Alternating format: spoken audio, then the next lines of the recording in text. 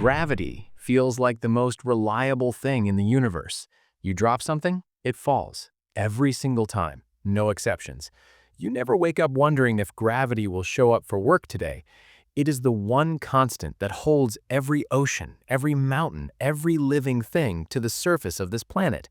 And yet, and this is the part that quietly breaks your brain, gravity is lying to you. Not dramatically, not enough for you to float off your chair, but the pull you feel right now, the weight pressing you into your seat, is not the same pull that someone standing on the ice of Antarctica feels. Gravity is not uniform. It ripples across the surface of this planet like a slow, invisible tide. And somewhere beneath the frozen wasteland at the bottom of the world, there is a place where Earth's gravity simply lets go. Scientists have called it the Antarctic gravity hole, and for decades, no one fully understood how it got there. Now, finally, they do. To understand why this matters, you first need to feel the strangeness of the thing. Earth is not a perfect sphere. It bulges at the equator, flattens at the poles, and its interior is made of wildly different materials: molten iron, dense rock, churning magma, all distributed unevenly through layers that stretch thousands of kilometers deep. Gravity at any given point on the surface is shaped by all of that. More mass beneath your feet means stronger pull. Less mass or lighter material means a weaker one. Scientists measure these differences using incredibly precise satellites, and what they find is a planet with a gravitational landscape as varied as its physical one. There are subtle highs and lows scattered all over the globe, but the deepest low, the place where Earth's gravitational grip is weakest once you account for the flattening effect of its spin, sits directly beneath Antarctica. Not just weak, anomalously weak, a hole in the gravity field of the planet sitting under the coldest place on Earth. For years, that hole was a mystery. Researchers could measure it with satellites, they could confirm it was real, but the question of where it came from, of what deep geological story had carved it into the fabric of the planet, remained frustratingly out of reach.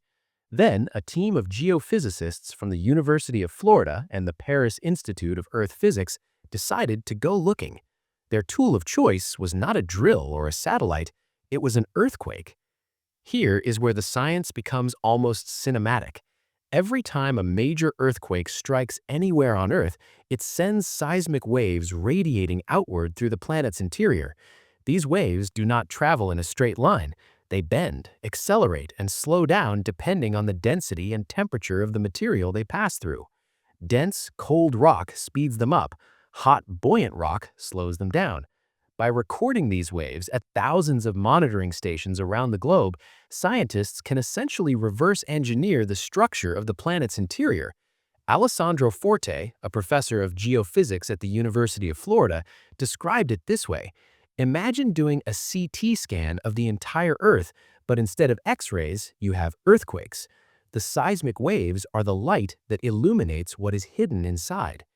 Using that light, Forte and his colleague Petrar Glisevic built a detailed three-dimensional map of Earth's interior beneath Antarctica and the surrounding region.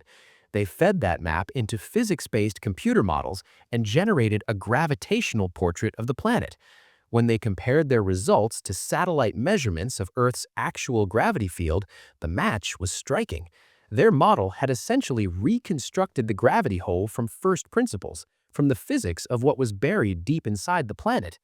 That confirmation was the key that unlocked the next question. Not just what is down there, but how did it get there, and when? What followed was one of the more audacious things a geophysicist can attempt: running the clock backwards. Using advanced computer simulations, the team essentially reversed the slow drift of rock inside Earth and traced it back through time, all the way to roughly 70 million years ago, to the age when dinosaurs still walked the surface above. What they found was that the gravity hole had not always been this deep. In the distant past, the anomaly was weaker, less pronounced. Then, between approximately 50 million and 30 million years ago, something changed. The hole began to deepen. The gravitational low beneath Antarctica grew stronger. Slowly, almost imperceptibly by human standards, the pull of the planet over this region weakened. The mechanism behind this shift traces back to movements in Earth's mantle, the thick, churning layer of rock that lies between the crust and the core. The mantle is not static.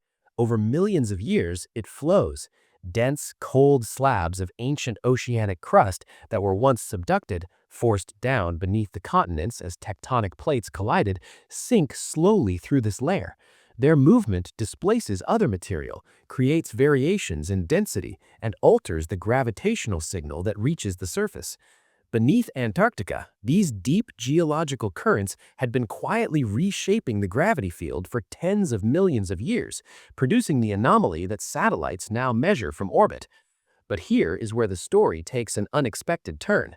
The period during which the Antarctic gravity hole was deepening, that window between 50 million and 30 million years ago, is not just a random slice of geological history.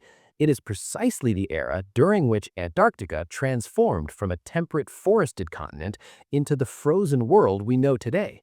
The vast ice sheets that now cover the continent, holding enough water to raise global sea levels by nearly 60 meters if they ever melted, began forming in this same window of time. Scientists have long debated what triggered that glaciation. Shifts in Earth's orbit, changes in atmospheric carbon dioxide, the opening of ocean gateways around the continent, all of these have been implicated. But the gravity hole adds a new variable to the equation. To understand why this matters, you first need to understand what a weakened gravity field does to the ocean. In regions where gravity is weaker, seawater doesn't cling to a surface as tightly. It migrates toward areas where the pull is stronger, leaving the surface sea level slightly lower in the weak gravity zone. Because of the gravity hole beneath Antarctica, the sea surface around the continent already sits measurably lower than it would otherwise. And during the period when the gravity hole was growing, this effect was intensifying. Lower sea levels around the continent, even subtly, changed the thermal dynamics, the ocean circulation patterns, and the conditions under which ice can form and persist. Whether the deepening gravity anomaly was a cause of Antarctic glaciation or a contributing factor alongside others is still an open question, but the timing is too striking to ignore. Alessandro Forte has been direct about where this research is headed. If scientists can better understand how Earth's interior shapes gravity and sea levels, he argues, they gain insight into factors that may matter for the growth and stability of large ice sheets.